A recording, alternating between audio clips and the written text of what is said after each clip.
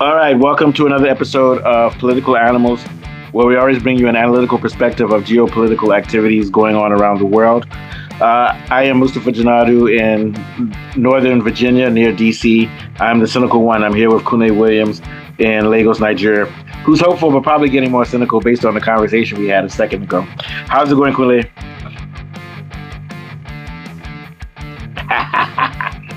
Always got a smile. Yeah, it's going. It's cold and wet. It's cold in Lagos. Okay. Yes. Let me get started. Okay. So I'm responding to a BBC. You're breaking. You're breaking again. I don't know. Almost as cold as England. Yeah. Yeah. All right. So I'm responding to an article from BBC which says children queuing for supplements killed in Israeli strike in Gaza. So basically, this morning outside of Al-Aqsa Martyrs Hospital, Martyrs in Martyrdom Hospital, there were bodies of several children lying on the floor as medics treated their wounds. Basically, they were going to the hospital, which the U.S. group called Project Hope runs the hospital, and they're saying this attack is unwarranted, and 15 kids were killed. And Israel's justification for this is that they were trying to strike one terrorist. And they said, we're very sorry if we killed any innocent people, but we were going after one terrorist. I guess by terrorist, what they mean is Hamas fighter.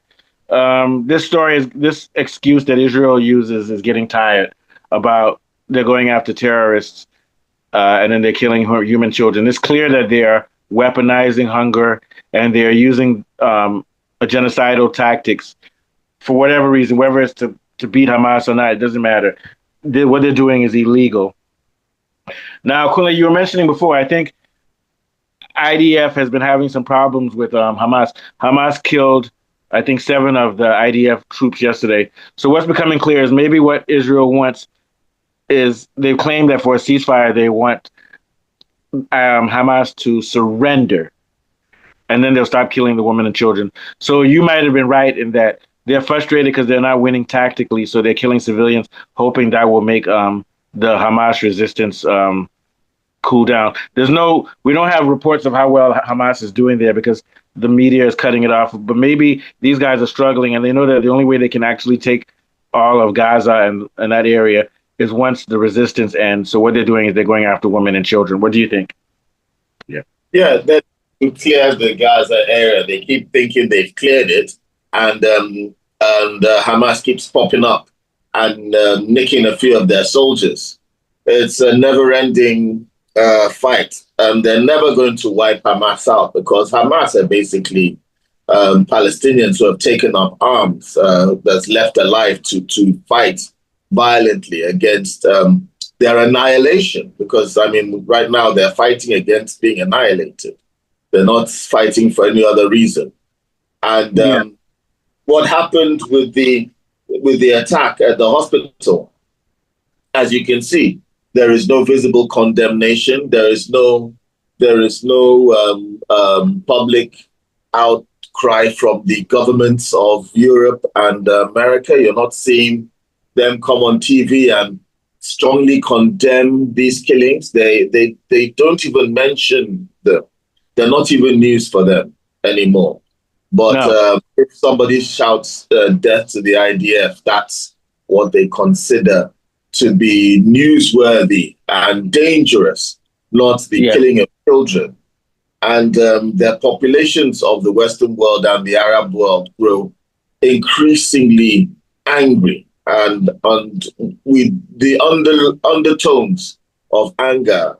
I don't know why it's not being understood by government. I think government has spent so much time cajoling these Zionist entities in their government, both British and American, that they have become disengaged from the reality that the regular population of the Western world do not really know of this special relationship that government claims to have with Israel. I mean, a lot of Americans are waking up to realize a lot of them don't even know what Israel is in America, much less that, oh, there's another country controlling them. So, I mean, a lot of them are waking up to this reality. Whether you're racist, whether you're MAGA, whether you're not, at least you just want to be controlled by Americans. So that's another problem for American politics. We've seen how a Muslim man has become mayor in New York, being voted in by a city that has a majority. No, I don't think he's mayor, but he's been nominated. But he's basically de facto. He's going to win unless the reason I'm saying he's not mayor because they may pull some stunt to try to get a third to try to make Como run. But I think most likely we know that the people of New York have elected him as mayor. Let's put it like that. Yeah, exactly.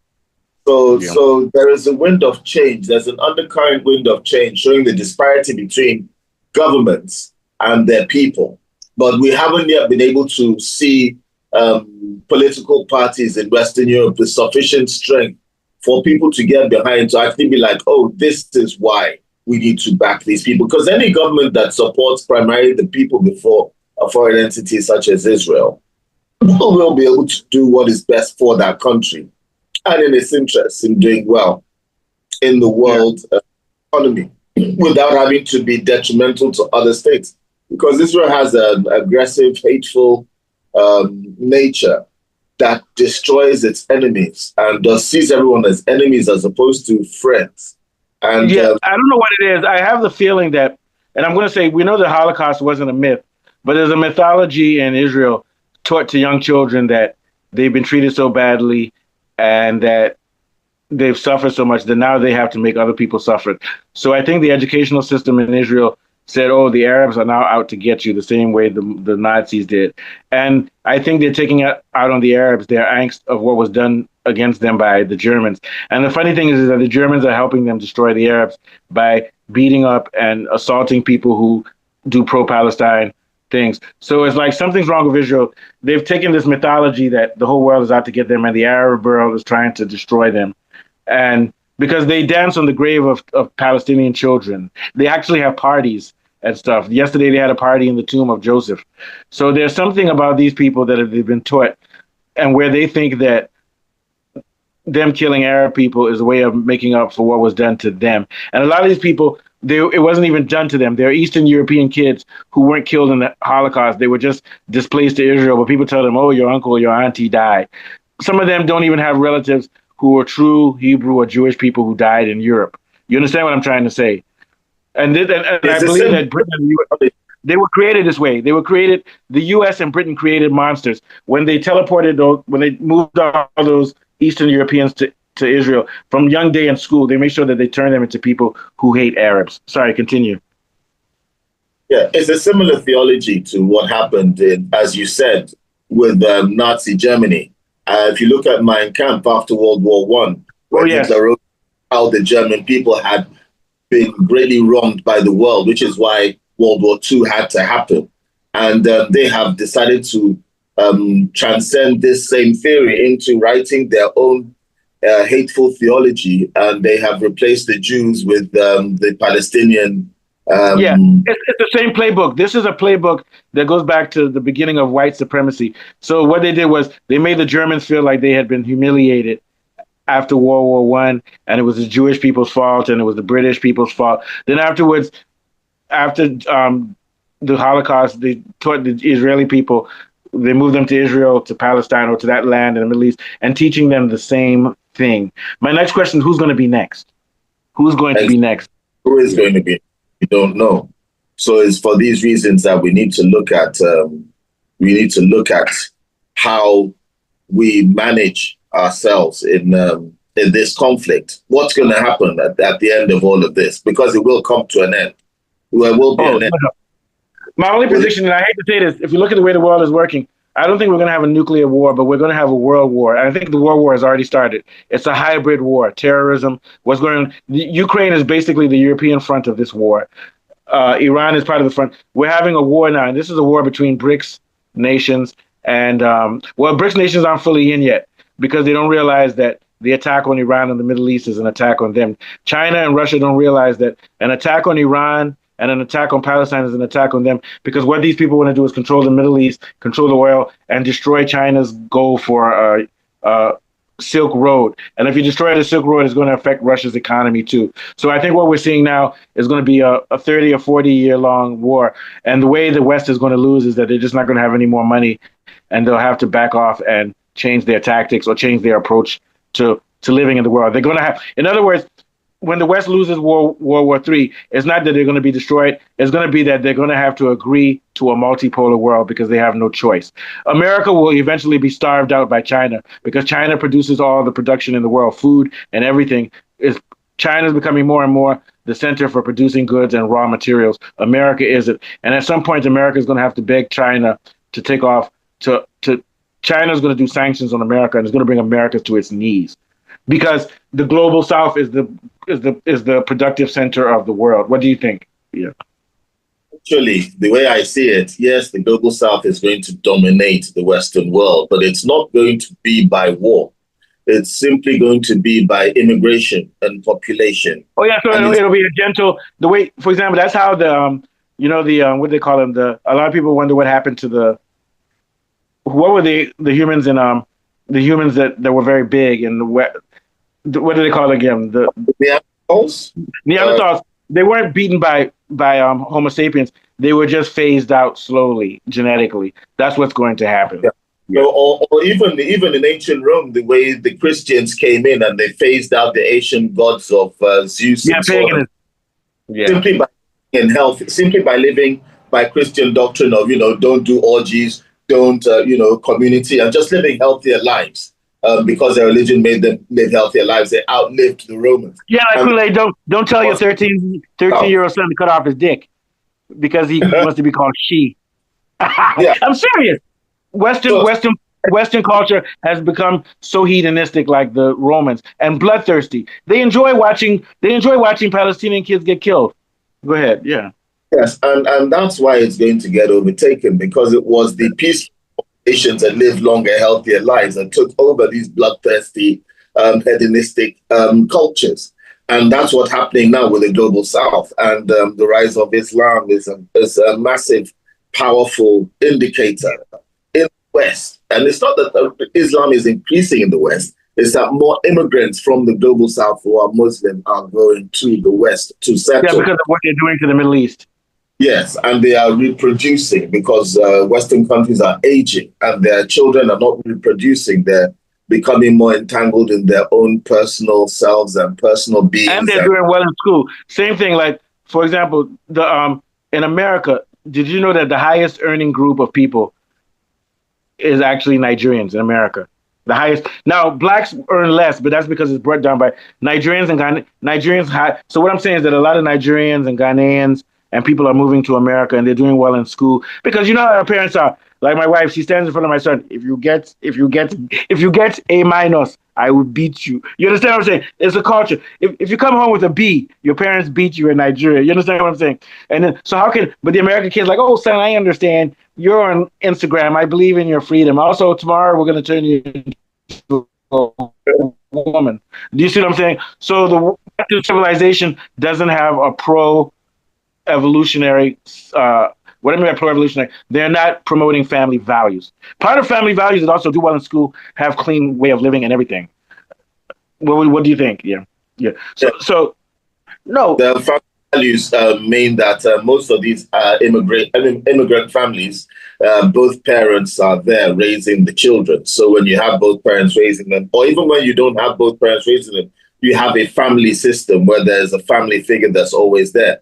So because of culture, even if you don't have it, the next person has it. So for example, like I'm not with my son now, but my son knows that when my dad's going to be in town now, he has to come down and meet your grandpa, meet your aunt, meet me. And also I call him every day. If he does something wrong, mom tells me. So we have a community and a backdrop and an identity. You get my point? Yeah. We have a family community because, like you and me know, in Western families now, we are beginning to be just as Western in terms of failed marriages, but we still have the family units. We still are more productive children more often, and we still see the value in at least trying to be better people, to have these traditional family values, which are best for families. This culture has left Western Europe. It has left the G7. But the irony is that the places they've destroyed are bringing in people now they have those values, which will change them internally. Yeah, exactly. Very rejection of those traditional values is actually what is destroying those populations now, because they're living by their own values, where you can no longer call and if you look, but you call them minor attracted people. Have you heard of that? No, minor entrapment people. What's that? Yeah.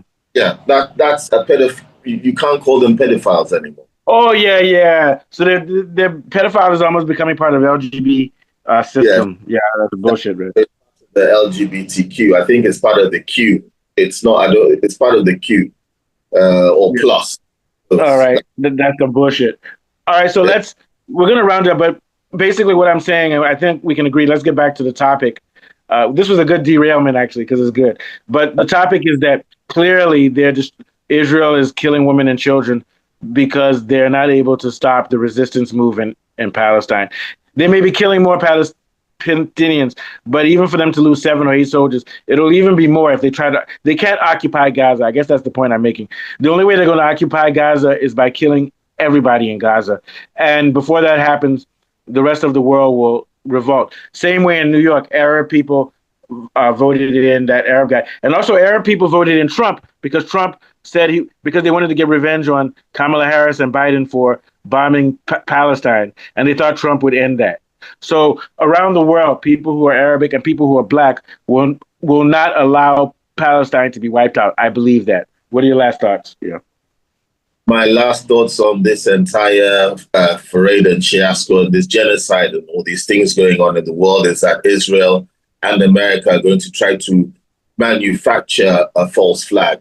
We're going to see some kind of apparent terror attack claim by Western governments, by some kind of extremist caricature or some kind of invention has always been. That's what I foresee is going to happen next, because they have to do something to counter this growing movement. I can't think of any other thing apart from a false flag attack. Yeah, and so that's why I appreciate what Iran does. You don't just overreact when something happens because it's trying to lure us into a bigger thing. So the world has to stay calm. Russia and China have already said a false flag is coming. The rest of the world needs to listen to that so that when it happens, the first thing we say is that it was America. We all know that America was behind the taking down of September 11th, those buildings. That was a false flag. It's not going to happen a second time around. What do you think? Yeah, it could be a completely different type of false flag. It could even be a nuclear detonation in a controversial area. But I do believe that a false flag is coming. I know what the false flag will be. Next year, Galatasaray will make it to the finals, and the referee will give a fake penalty to Osimhen. He'll beat PSG. And they'll say, "You see, these Arabs are thieves." I'm joking. False flag, red card. I'm just joking, but I know what you mean. It's going to be in a different guise. You get my point. What was the last point you made? You said it's going to be what? Say it again. Repeat what you said before I interrupted you. Yeah. The false flag. That it could be in a form of a nuclear detonation or some other different guise that could be extremely detrimental. But what they're trying to do is they're going to try to link it to some terror, some terrorist. It may even be inside of Israel that they do it. It may be even inside of Israel. It could be, yes, and it could be anywhere, or it could be a collateral country, maybe a country that's friendly to the West, but not so friendly as to not be a useful. Canada. Yeah. Well, exactly. Oh, sorry. You have family in Canada. Sorry. Yeah. Portugal. Yes, Finland. So I don't know what's going to happen. I don't think. I doubt Western Europe. I doubt North America. Maybe not Australia, but it'll be some kind of favored Western country in Asia. Maybe Taiwan. Turkey, one of those gray areas, one of those Eastern European countries that are just identified with being part of NATO. Something is going to happen because right now... You know where it could be? Maybe Armenia. Yeah. Right now they're losing the propaganda war, despite having all the tools and weapons and equipment and resources. They are still unable to win the propaganda war because of that thing that is called social media. and has no control and has no off switch. Yeah. All right, cool. So that's it for today. Maybe, yeah, I think we're good for Friday. So I'll see you on Saturday. Thank you. All right. There's elections on. So Nigeria, there's some minor elections on Saturday, so no movement. Everybody is at home. Stay at home. Make sure you buy all your wine and monkey tail and all those things early. Yeah. And also your Mali too. Yeah, the Mali will be. I'm terrible. Let me stop. When I come to Lagos, you have to give me some Mali. I can. Yeah. Yeah. All right, have a good one. I'm sure the number one Mali person. I'm sure Johnny will be there. All right. Nice one. Great one, Kule. Love you. We'll talk later. Okay. All right, man. Good show. Okay. And I still have to go to work.